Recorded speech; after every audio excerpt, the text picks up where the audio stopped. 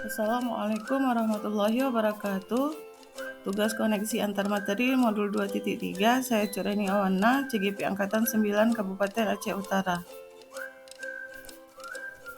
Tujuan pembelajaran khusus koneksi antar materi, CGP menyimpulkan dan menjelaskan keterkaitan materi yang diperoleh dan membuat refleksi berdasarkan pemahaman yang dibangun selama modul 2 dalam berbagai media. Coaching adalah sebuah proses kolaborasi yang berfokus pada solusi, berorientasi pada hasil, dan sistematis, di mana coach memfasilitasi peningkatan atas performa kerja, pengalaman hidup, pembelajaran diri, dari pertumbuhan pribadi dari seorang coachee. Refleksi pengalaman belajar modul 2.3. Setelah mempelajari modul ini, saya memahami bahwa saya sebagai calon guru penggerak haruslah mampu menjalankan salah satu peran calon guru penggerak, yakni menjadi coach bagi rekan guru lain, agar mampu menuntun rekan sejawat saya untuk bisa menemukan sendiri solusi kegiatan di atas masalah yang dihadapinya melalui kegiatan supervisi akademik dengan menggunakan konsep coaching. Coaching sendiri dapat kita artikan sebagai suatu proses yang menstimulasi dan mengeksplorasi pemikiran dan proses kreatif seseorang untuk memaksimalkan potensi pribadi dan profesional yang dimilikinya.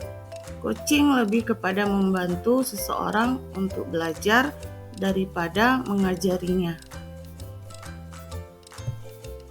Agar mampu menjadi coach yang baik, saya harus mampu memiliki paradigma berpikir coaching, yaitu fokus pada coachee atau rekan yang akan dikembangkan, bersikap terbuka dan ingin tahu, memiliki kesadaran diri yang kuat, mampu melihat peluang baru dan masa depan.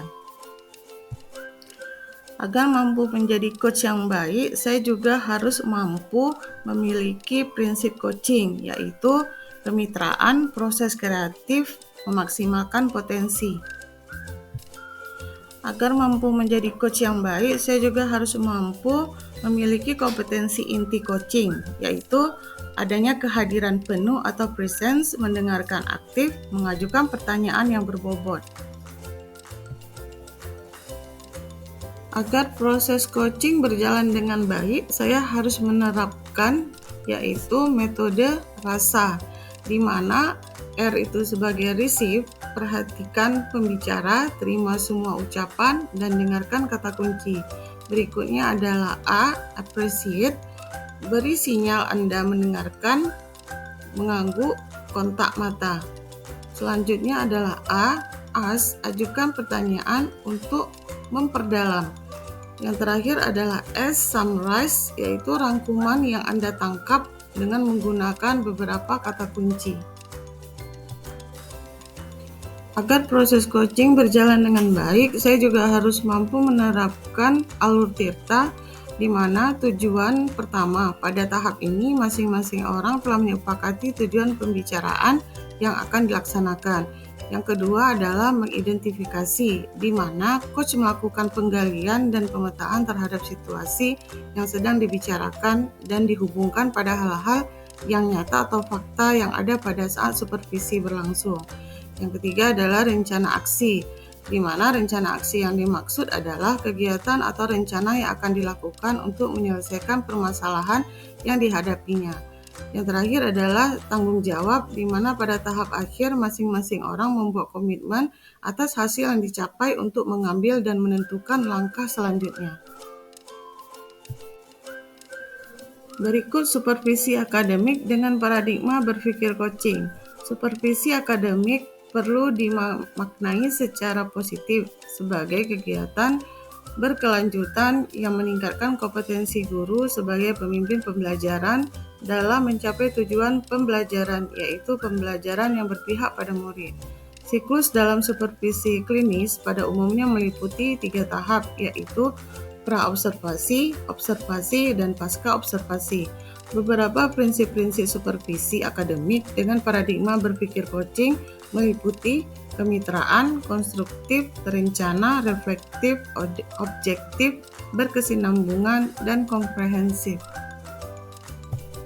Berikut penjelasan tentang pemikiran reflektif terkait pemikiran belajar. Emosi-emosi yang dirasakan terkait pengalaman belajar. Sebelum mengetahui isi materi dalam modul ini, saya sedikit cemas karena khawatir tidak mampu dalam memahami dan mengaplikasikannya. Perasaan tertarik. Setelah mempelajari dalam eksplorasi konsep, saya mulai tertarik dalam mendalami isi dari modul ini. Adanya perasaan gembira karena saya merasa gembira saat mampu melakukan praktek coaching bersama rekan calon guru penggerak lainnya dalam ruang kolaborasi dan demonstrasi kontekstual. Perasaan optimis. Saya optimis untuk mampu mengaplikasikannya di sekolah, di tempat di mana saya mengajar. Bagaimana peran Anda sebagai seorang coach di sekolah dan keterkaitannya dengan materi sebelumnya di paket modul 2, yaitu pembelajaran berdiferensiasi dan pembelajaran sosial dan emosional. Melalui proses coaching, sebagai seorang guru, saya dapat membantu murid untuk menuntun segala kekuatan kodratnya yang ada pada dirinya. Melalui proses coaching, sebagai seorang guru, saya dapat membantu murid untuk mampu hidup sebagai individu dan bagian dari masyarakat yang akan mampu menggali dan memaksimalkan segala potensi yang dimilikinya untuk menyelesaikan masalahnya sendiri. Melalui proses coaching, sebagai seorang guru, saya dapat menuntun murid untuk memperoleh kemerdekaan belajar di sekolah. Keterampilan coaching ini sangat dibutuhkan dalam kegiatan belajar mengajar di kelas untuk menggali kemampuan siswa dalam menangani masalah sendiri, baik masalah dalam hal belajar maupun masalah pribadi yang dihadapi murid. Begitupun dengan hubungan sosial dengan atasan ataupun teman sejawat. Keterampilan coaching dapat pula membantu rekan sejawat dalam menyelesaikan masalah mereka dalam mengajar maupun masalah pribadi dengan mengoptimalkan pengetahuan sang coachee berdasarkan pengalaman pribadi. Sistem Among yang dianut Ki Hajar Dewantara menjadikan guru dalam perannya bukan satu-satunya sumber pengetahuan, melainkan sebagai mitra peserta didik untuk menuntun kodrat yang mereka miliki.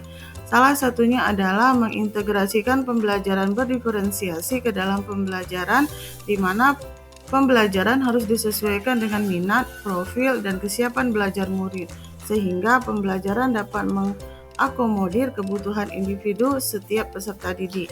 Dalam hal ini, Ki Hajar Dewantara mengibaratkan bahwa guru adalah petani dan peserta didik adalah tanaman, dan setiap individu peserta didik adalah tanaman yang berbeda. Selain itu, pendekatan sosial emosional dalam praktek coaching juga sangat diperlukan, karena melalui pertanyaan-pertanyaan reflektif yang diberikan guru, maka peserta didik akan dapat menemukan kedewasaan dalam proses berpikir, melalui kesadaran dan pengelolaan diri, sadar akan kekuatan dan kelemahan yang dimilikinya, mengambil perspektif dari berbagai sudut pandang, sehingga sesuatu yang menjadi keputusannya telah didasarkan pada pertimbangan etika, norma sosial, dan keselamatan. Keterkaitan dengan materi sebelumnya di paket modul 2 yaitu pada modul 2.1, di mana dalam pembelajaran berdiferensiasi, murid dikelompokkan berdasarkan kebutuhan belajarnya agar dapat memaksimalkan potensi yang dimiliki. Begitu pula dengan praktek coaching yang harus memaksimalkan potensi coachee agar dapat menemukan sendiri solusi atas permasalahan yang dihadapi. Keterkaitan antara modul 2.2 dalam pembelajaran sosial emosional terdapat teknik stop dan mindfulness yang dilakukan untuk dapat membuat suasana menjadi lebih kondusif. Saat melakukan coaching pun, seorang coach harus menerapkan teknik tersebut agar dapat fokus dan terwujud kehadiran penuh saat melakukan proses coaching. Bagaimana keterkaitan keterampilan coaching dengan pengembangan kompetensi sebagai pemimpin pembelajaran? Seorang guru penggerak harus mampu berperan sebagai pemimpin pembelajaran, yaitu pemimpin pembelajaran yang siap mengimplementasikan pembelajaran yang berpusat pada murid. Semua itu akan bisa terlaksana dengan baik bila guru memiliki daya atau memberdayakan segala potensi dan kodrat yang ada, maka seorang guru tidak mutlak membutuhkan keterampilan coaching ini sehingga guru mampu mengamong atau menuntun murid menuju kodrat terbaiknya dalam meraih kebahagiaan yang setinggi-tingginya, baik secara pribadi maupun sebagai anggota masyarakat. Guru penggerak juga mempunyai peran sebagai pemimpin pembelajaran, di mana seorang pemimpin tentu harus mempunyai kemampuan untuk melakukan supervisi akademik ketika diperlukan. Hubungannya dengan kedua peran tersebut, ketika melakukannya, tentu seorang guru penggerak harus memiliki pengetahuan yang baik mengenai pembelajaran sosial emosional. Guru penggerak harus memiliki kesadaran diri serta kesadaran sosial yang baik ketika melakukan coaching, harus mampu menahan diri dan keinginan untuk berkomentar yang menghukum atau menuduh sang coachee. Membuat keterhubungan. Pengalaman masa lalu, saya pernah disupervisi oleh kepala sekolah dan pengawas sekolah. Namun, kegiatan supervisi tersebut hanyalah sebatas menjalankan kewajiban saja, tanpa mengetahui makna supervisi yang sebenarnya. Kegiatan supervisi akademik hanya dilakukan saat kepala sekolah ataupun pengawas melakukan observasi kelas saja, tanpa adanya kegiatan pra-observasi, sehingga hanya sebatas pemberian nilai guru saja. Penerapan di masa mendatang, ke depannya kegiatan supervisi ini hendaknya dapat dijadikan salah satu bagian dalam peningkatan kompetensi guru dalam bidang akademik dengan menggunakan prinsip coaching, yaitu kemitraan, proses kreatif, dan memaksimalkan potensi. Kesimpulan, coaching diibaratkan seperti kita memasak. Hasil memasaknya pasti bervariasi tergantung selera penikmatnya. Untuk menghasilkan rasa yang dikehendaki, si koki atau coach harus tahu kapan sebaiknya bahan-bahan dikombinasikan, rasa apa dan apa yang harus dicampur untuk mendapatkan hasil masakan yang bisa diterima. Untuk mengetahui waktu, campuran, bahan dan alatnya, seorang koki harus sering berlatih sehingga menghasilkan masakan yang selalu dikenangnya.